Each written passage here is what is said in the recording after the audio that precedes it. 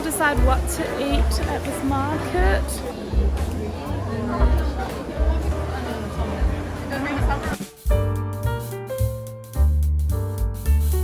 First up is one of the largest and oldest traditional markets in Seoul. Gwangjang Market has more than 5,000 shops inside and around 65,000 people visit this place each day. First up was hand-cut noodle lady.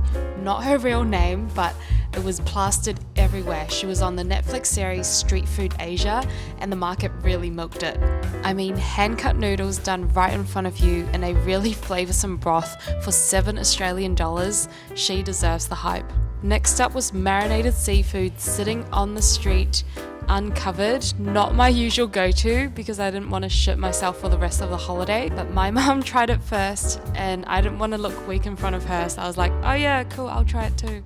And it turned out to be pretty yum and they convinced us to buy a box to take back. God damn, she was a good saleswoman. And then we saw some pretty interesting things.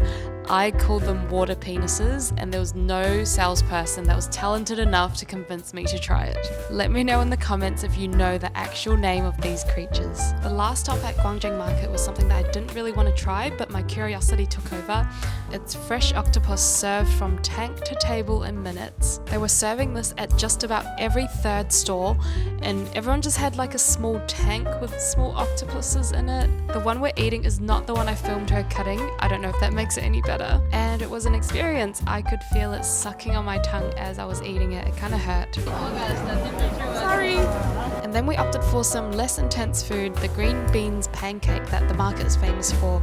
It was good. It was like a potato cake with seafood. All in all, the market was a 10 out of 10 experience. Would have been 11 if they had an aircon. The next day we went to Meyong Dong Night Market, known for its shopping, restaurants and street food. But we went during the day because we're not rule followers. And if I'm being honest, all the food looked really interesting at a glance, but as soon as I got closer, all the food were kind of basic. It was like egg on toast, sausage on a stick, corn on a stick, everything else on a stick. It was like the cheerleader effect, where things are a bit more attractive when seen in a group than when it's seen alone. So after a long walk and feasting our eyes but not our stomachs, we settled for Korean BBQ. And this is where I love and hate my curiosity. We could have opted for normal food, but I was like, no, why don't we try small intestines? Honestly, it's what I imagine the texture of shit would be and I don't recommend it. Alright, moving on. This place was my mum's favourite. I tolerated it because I love her. It was a place that specialised in raw marinated seafood. It wasn't on the street this time though. We got a set meal of raw crabs, raw prawn and a whole lot of side dishes. The total was around $70 Australian.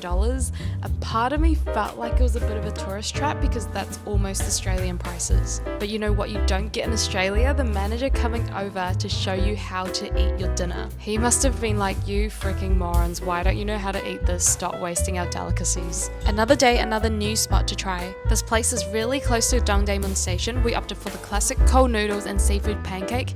The pancake had a lot of spring onions. My bowels thanked me for putting some fiber in me, even if it's just abnormally giant herbs. Last but not least, Korean fried chicken. You'd think the Colonel had perfected the recipe years ago, then the more superior KFC comes along and drizzles sweet, spicy, gooey sauce all over that shit, and you realize you've been ignorant your whole life. Until next time, bye for now, friends.